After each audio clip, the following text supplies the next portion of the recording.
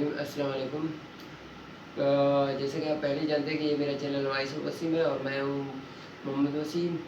And now my topic is Aligarh movement and sir Syed Ahmad Khan, role of sir Syed Ahmad Khan in Aligarh movement. And some people says sir Syed Ahmad Khan is wrong کیونکہ وہ مسلمانوں کو party مطلب political میں اور interfere نہیں کرنے دیتا اور باقی سارے کام نہیں کرنے دیتا ہے. تو اس کو ایکسپوز کرنے کے لیے میں نے سر سید احمد خان کے بارے میں آپ لوگوں کو بتاتا ہوں کہ سر سید احمد خان نے مسلمانوں کے لیے کیا ایفرٹ کیا اور مسلمانوں کو کہاں تک لے گئے, اور کیا سر سید احمد خان ہی وہ بندے تھے جس نے مسلمانوں کو توقع میں نظریہ دیا.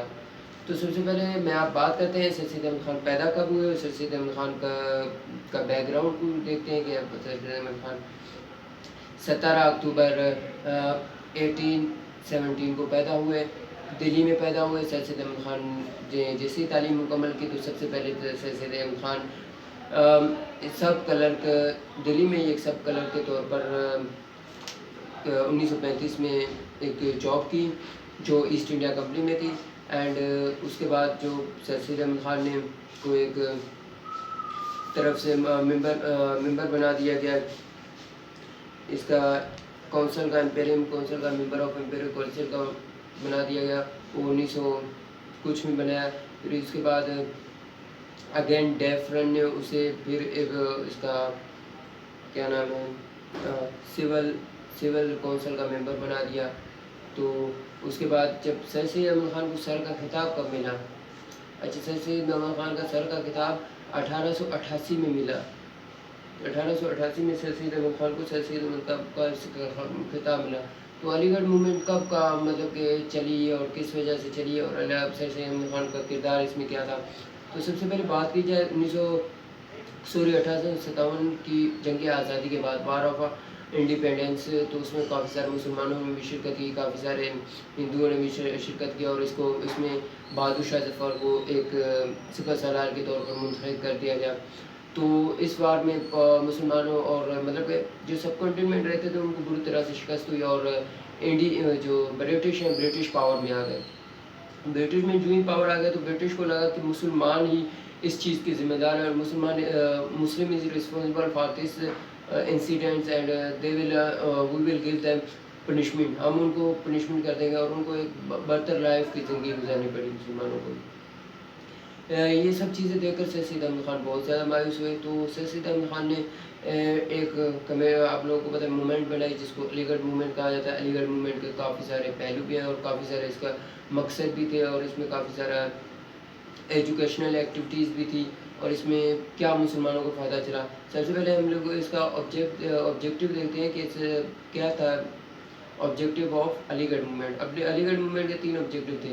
سب سے پہلے کہ اس میں اس جو علی گڑھ موومنٹ میں تھے, علی گڑھ موومنٹ کی وجہ سے جو سر سید احمد خان نے مسلمانوں اور گورنمنٹ کے درمیان ایک کانفیڈنس قائم کیا, ایک ان دونوں کے درمیان ایک رابطہ قائم کیا کہ we are not against you, ہم آپ کے خلاف نہیں ہیں, جس کی وجہ سے ان دونوں مطلب کہ دونوں میں ایک ربط قائم کیا. اور دوسرے نمبر پر آپ لوگوں کو پتہ ہے کہ جب 1857 کی آزادی کے بعد جب بر صغیر پر برٹش کمپنی نے راج شروع کر دیا تو اس وقت جو یہاں کی لوکل لینگویج تھی جیسے عربک ہو گئے, پرشین ہو گئی اینڈ ریلیجیس لینگویج, تو ان سب کو ختم کر دیا تھا. انہوں نے کہا تھا صرف انگلش لینگویج ہی ہوگی اور انگلش لینگویج ہی آفیشیل لینگویج ہوگی اور یہی ہوگی.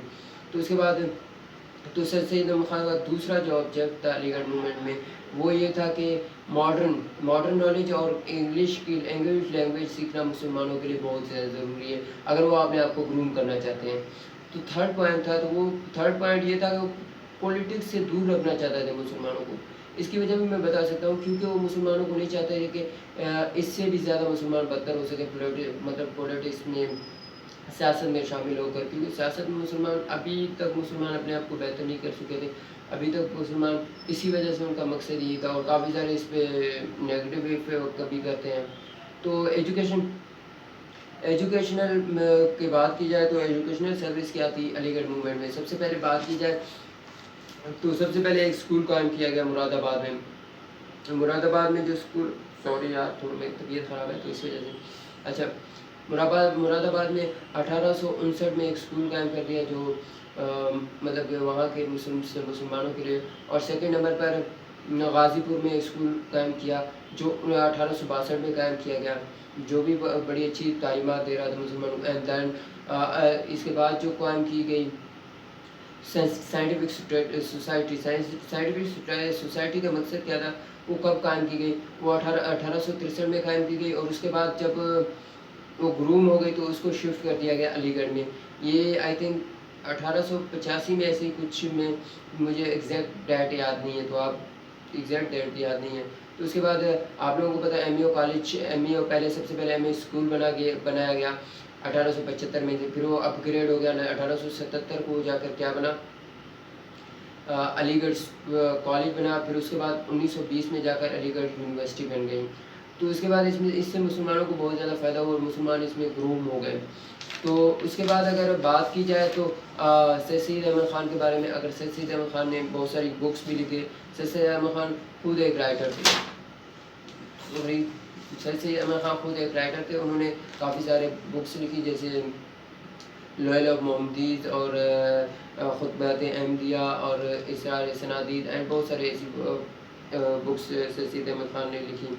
تو حضرت سید سید احمد خان کہ اس جو علی گڑھ موومنٹ میں، اس میں سید سید احمد خان کے 3-4 پہلو تھے جس سے سید سید احمد خان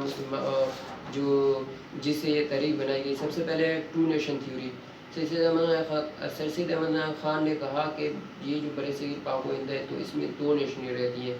ہم یہ نہیں کہہ سکتے ٹو نیشن تھیوری علامہ اقبال قائد اعظم نے نہیں، سب سے پہلے ٹو نیشن تھیوری کا ورڈ بھی سید سید احمد خان نے یوز کیا، جس کی وجہ سے ہم دوسرے ڈیوائڈ ہوئے. تو اس کے بعد اگینسٹ پولیٹکس، مطلب پولیٹکس کے خلاف تھے کہ پولیٹکس میں مسلمانوں کو نہیں آنا چاہیے، پولیٹکس سے دور رہنا چاہیے. اور اردو ہندی کنٹروورسی، جب اردو ہندی کنٹروورسی شروع ہوئی تو سید سید احمد خان کو لگنے لگا کہ دیر از نو یونائٹی ان سب کانٹیننٹ، ہم ایک طرح سے یونائٹ نہیں ہے سب کانٹیننٹ میں، دین ہم ایک علیحدہ قوم ہے. تو اس کے بعد فائدہ کیا ہوا اس موومنٹ کا، علی گڑھ موومنٹ کا؟ تو سب سے پہلے علی گڑھ موومنٹ کے فائدہ یہ ہوا کہ ایجوکیشن مسلمانوں کے پاس آنے لگی. دوسرے نمبر پر مسلمان یونائٹ ہو گئے. تیسرے نمبر پر مسلمانوں کو جاب ملنا اسٹارٹ ہوئی. چوتھے نمبر پر مسلمانوں کا جو اور ایک کیا نام ہے گورنمنٹ کا رویہ ایک دوسرے کے ساتھ اچھا ہونے لگا. اور فورتھ نمبر پہ مسلمان اپنی پوزیشن حاصل کرنے لگے جو پوزیشن ان کی تھی. تو بات کریں کہ علی گڑھ موومنٹ اور سید سید احمد خان کے بارے میں آپ کافی ساروں کے خیالات مختلف ہوں گے، اور میں نے آپ لوگوں کو ایک ریئلٹی بتا دی جو آئی تھنک میں نے بہت ساری اسٹڈی کر کے اور بہت ساری جگہوں سے مطلب کہ اکٹھا کمپیل کر کے ایک چیز میں نے آپ لوگوں کو سپورٹ کر دی.